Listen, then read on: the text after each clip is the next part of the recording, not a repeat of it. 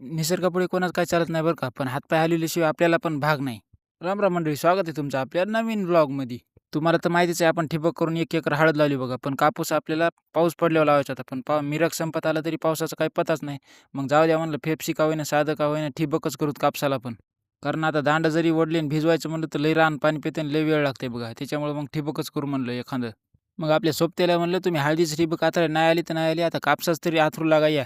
कारण हळदीचं आथरायला डुगूनं मदत केली. आता डुगूची शाळा सुरू झाली म्हणलं कोणीच नाही आता सोबत. सकाळी लवकर मी शेताकडं आता आपले कामं आवरले बघा. दूध हे काढलं आणि तोपर्यंत आले नाही दोघं बघा. मग मागं लागून लागून यायच्या यायला म्हणलं चहा बिस्किट करतो आज, चला आले बघा. मग आज हे एकदा काम सुरू केलं का मग काही वेळ लागत नाही बरं का, फटाफट होते. फक्त सुरू करायला उशीर आहे.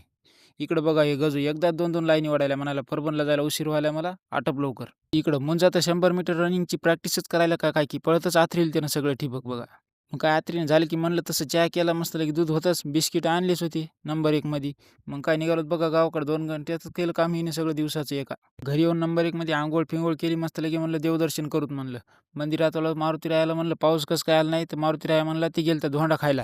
धोंडी खायच्या नादात त्यानं केवायसीच केली नाही. केल्यावर येईल आता 4-8 दिवसामध्ये. मग आलो बघा राजभाऊकडं. राजभाऊला म्हणलं माझ्या 2.5च्या छड्या आहेत आणि त्याच्या पुढे 2च्या छड्या बसवायच्यात बघा ठिबकच्या. आमच्या राजभाऊला तुम्ही काही पण अवघड काम सांगा ते काय नाही तर काय जुगाड करून देतातच बघा.